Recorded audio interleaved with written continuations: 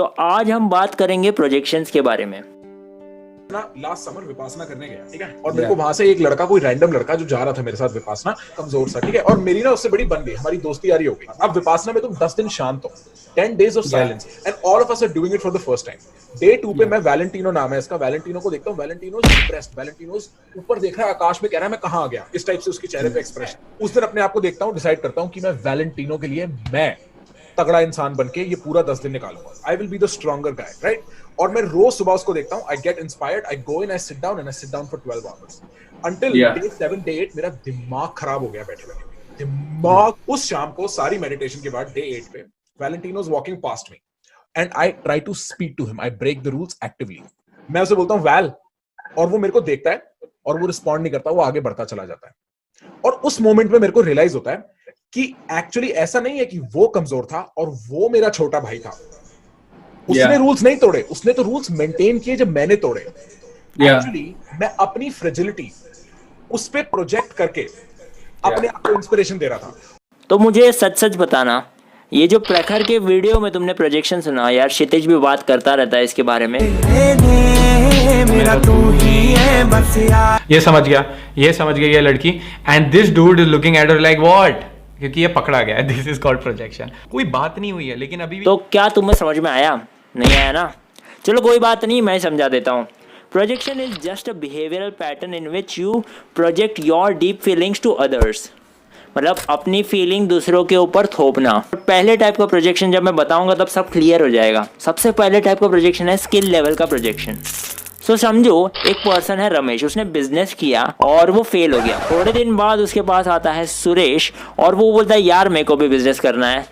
रमेश बिना उसके कैपेबिलिटी को जाने सीधा बोल देता है कि भाई बिजनेस नहीं होगा। क्यों? क्योंकि रमेश से नहीं हुआ। सो इसको बोलते हैं प्रोजेक्शन। और इसका उल्टा भी हो सकता है। समझो रमेश क्रिकेटर बन गया तो उसके लिए वो चीज़ ईजी है, तो वो जिसको ट्रेनिंग दे रहा है वो उस पर ये प्रोजेक्ट कर सकता है कि यार मेरे लिए इजी है तो बाकी लोग के लिए भी ये इजी होगा। सो ये होता है स्किल लेवल का प्रोजेक्शन। तो ध्यान में रखो। आगे बढ़ते हैं अगले टाइप के प्रोजेक्शन। अगला टाइप का प्रोजेक्शन है फीलिंग का प्रोजेक्शन। सो फीलिंग का प्रोजेक्शन क्या है भाई? चलो भाई इसको भी समझते हैं एक छोटे से एग्जाम्पल के साथ। एक हस्बैंड है विनोद, वो जाता है सविता भाभी के पास और वो कर लेता है चीटिंग। अब उसके अंदर है गिल्ट। वो घर पे आता है और वो सारा गिल्ट अपने वाइफ पे निकाल देता है, जिसका मतलब उसे भी लगता है कि यार मेरी वाइफ भी किसी से चीट कर रही होगी, वो किसी जिम ट्रेनर के साथ होगी या वो किसी अपने करीबी फ्रेंड के साथ मुझे चीट कर रही होगी। तो ये उसने क्या कर दिया, ये उसने उसका गिल्ट वो अपने वाइफ के ऊपर प्रोजेक्ट कर दिया। ये स्पेशल एग्जाम्पल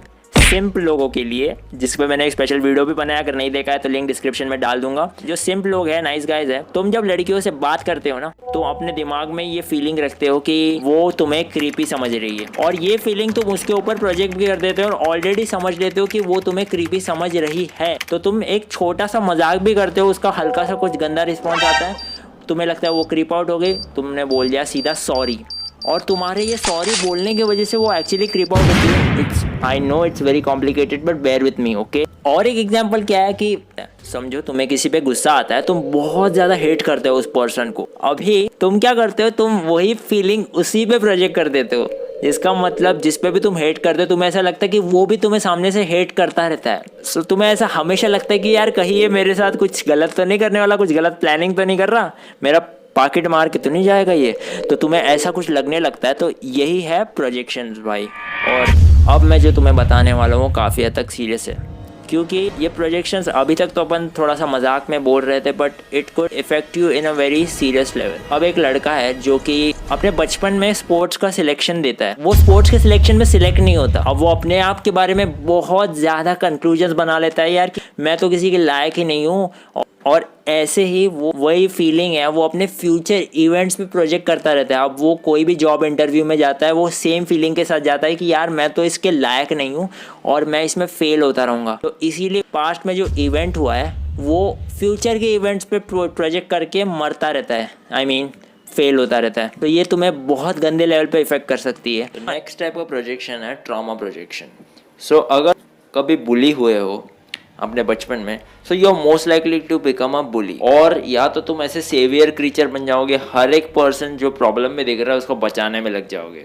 सो ये होता है ट्रॉमा प्रोजेक्शन। नहीं, इसको सॉल्व करने के लिए यार ज़्यादा तरीके तो है नहीं। तुम्हें क्या करना है, तो नोटबुक उठाओ और कुछ क्वेश्चन अपने आप से पूछ लो कि जो भी तुम फील करते हो अपने आसपास के लोगों के बारे में, क्या वो असली में वैलिड फीलिंग्स हैं या फिर ऐसी हवा में कुछ भी फील करते हो। और अपने आप से पूछो यार, लोग तुम्हें लाइक नहीं करते या तुम अपने आप को लाइक नहीं करते। तुम्हारे दोस्त अनिल के बाल झड़ रहे हैं, उसके लिए तुम्हें बुरा लगता है या तुम्हें खुद के लिए बुरा लगता है क्योंकि तुम्हारे भी बाल झड़ रहे हैं। It's just example, okay. तुम्हें कोई भी इनसिक्योरिटी हो सकती है जो तुम किसी और पे प्रोजेक्ट कर रहे हो। क्या तुम वीक और इनसिक्योर बंदों को प्रोटेक्ट करते हो या बुली करते हो, ये क्वेश्चन पूछो। तुम्हें जो लड़की प्रतीक्षा पसंद है, क्या वो तुम्हें क्रीपी समझती है या तुम अपने आप को। लास्टली अपने सारे इंटरव्यू, सारे जो मेन इवेंट्स हैं उनको याद करके एक पेपर पे लिखो कि वो कैसे गए थे, क्या पैटर्न था उसमें। Were you very good, successful, or were you failing for very same reason? Just look at it. और सिर्फ ये अवेयरनेस होना ही सारा खेल ख़त्म कर देगा यार। Once you have this awareness, you can change your brain and get the fuck out of this loop, this psychological trap. Okay, जाते जाते बस मैं इतना ही बोलूँगा कि काम करते रहो, फोड़ते रहो, 1% बनो, क्योंकि आसान है।